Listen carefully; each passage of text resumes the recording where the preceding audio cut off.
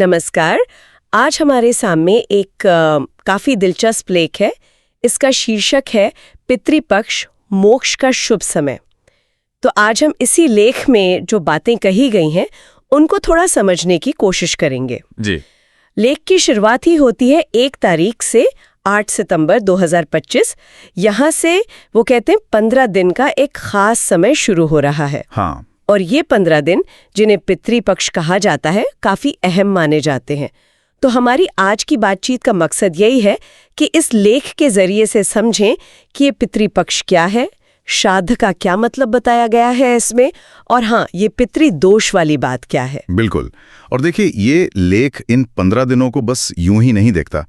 पहली बात जो ये कहता है वो ये है कि ये समय अपने पूर्वजों को, मतलब अपने पितरों को याद करने का है। एक तरह से अपनी जड़ों से जुड़ने की याद दिलाता है ये। हाँ, सिर्फ याद करना ही नहीं, बल्कि लेख इससे थोड़ा आगे बढ़कर कहता है कि ये उनकी आत्मा की शांति के लिए श्राद्ध करने का भी वक्त है।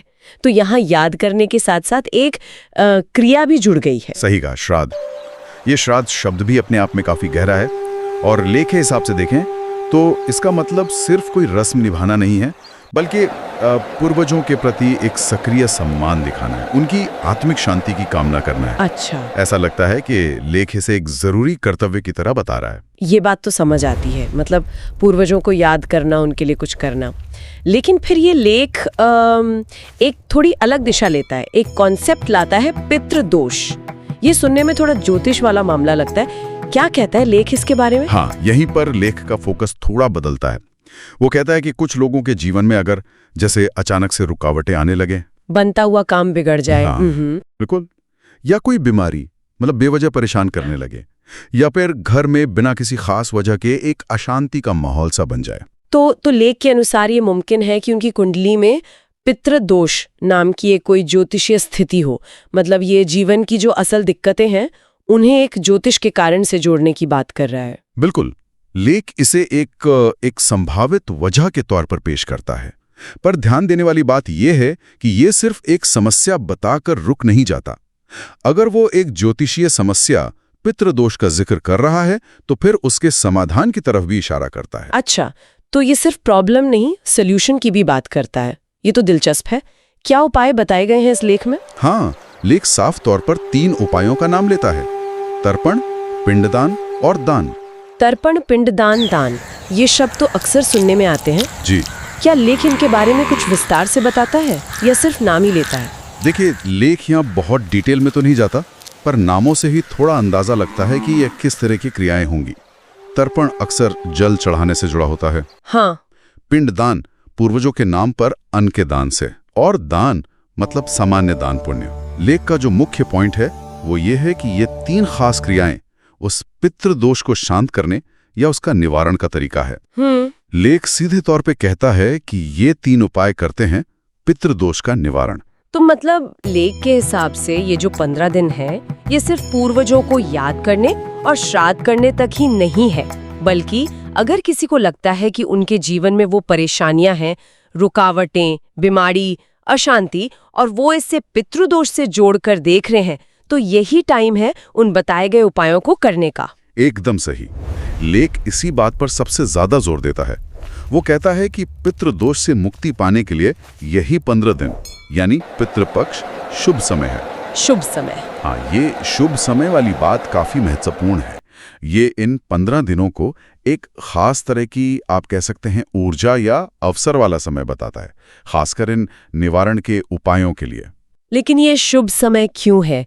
क्या लेख इसका कोई कारण बताता है या बस इसे एक मान्यता की तरह बता दिया? लेख इसके पीछे का कोई बहुत गहरा कारण तो नहीं बताता, लेकिन जिस तरह से लिखा गया है उससे ऐसा लगता है कि जो पारंपरिक मान्यताएं हैं उनके अनुसार शायद इन 15 दिनों में पितर पृथ्वी के ज्यादा नजदीक होते हैं।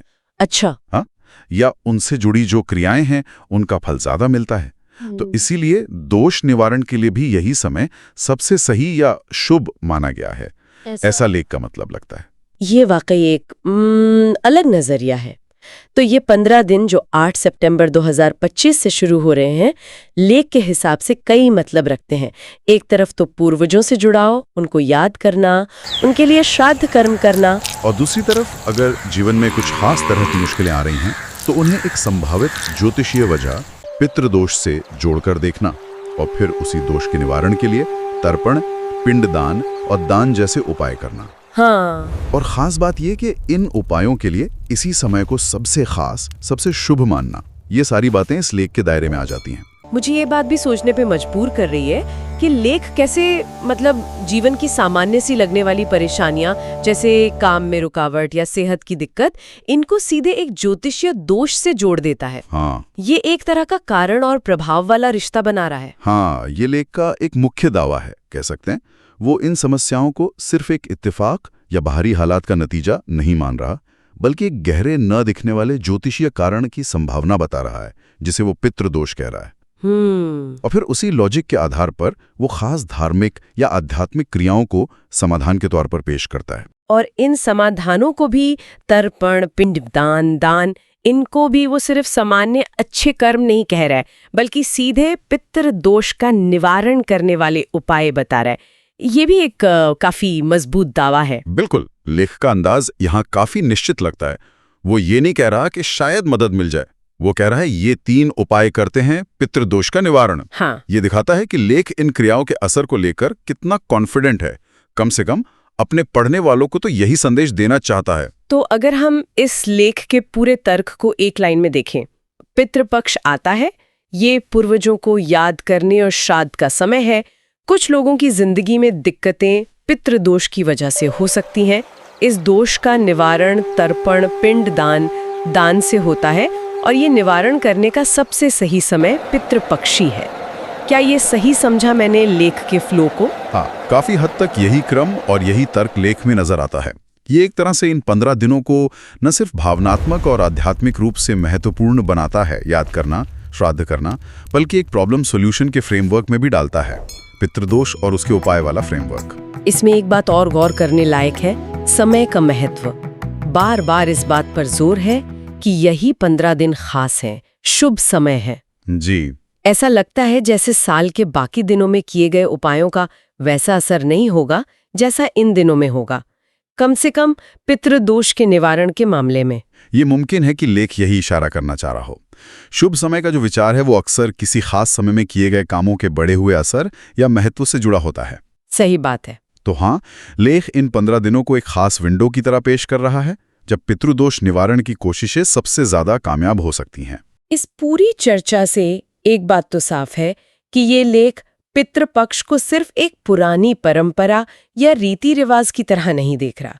ये इसे आज की जिंदगी की समस्याओं और उनके संभावित समाधानों से सीधे तौर पर जोड़ रहा है। बिल्कुल, ये इसे एक जीती जागती परंपरा के रूप में पेश करने की कोशिश है, जिसका आज भी महत्व है, खासकर उन लोगों के लिए जो ज्योतिष की मान्यताओं में विश्वास रखते हैं और जीवन में आने वाली रुकावटों के आध्यात्मिक या ज्योतिषीय कारण खोजते हैं। और ये समाधान भी बहुत मुश्किल नहीं बताए गए हैं।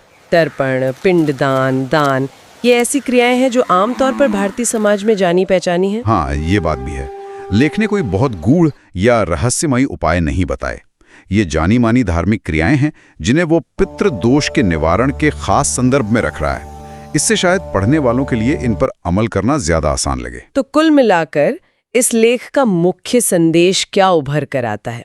अगर किसी को इस लेख से एक बात याद रखनी हो तो वो क्या होगी? मेरे ख्याल से सबसे मुख्य संदेश ये है कि पितृपक्ष सिर्फ अतीत का सम्मान नहीं है, बल्कि ये वर्तमान की समस्याओं के समाधान का भी एक मौका हो सकता है, अगर आप लेख में बताई गई पितृदोष की बात और उसके निवारण के उपायों में यकीन रखते हैं। और ये मौका लेख के अनुसार बहुत सीमित समय के लिए ही है, उन्हीं 15 दिनों के लिए, जिसे वो शुभ समय कहता है। ठीक है। तो ये था इस लेख पितृपक्ष, मोक्ष का शुभ समय में दी गई जानकारी का एक तरह से विश्लेषण।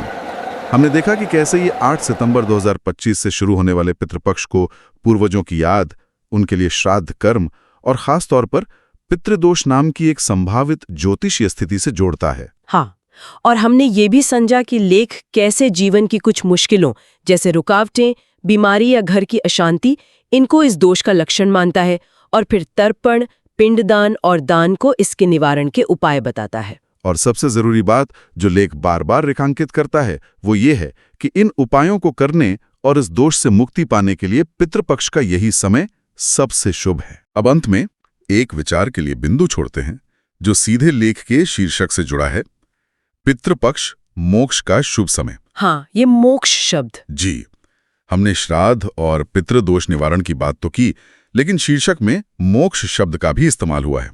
लेख के अंदर के हिस्सों में जिसकी हमने चर्चा की उसमें मोक्ष की सीधी बात तो नहीं मिलती, लेकिन शीर्षक पितृपक्ष को मोक्ष से भी जोड़ता है। ये कनेक्शन कैसे समझा जाए? वही, ये संबंध कैसे समझा जा सकता है?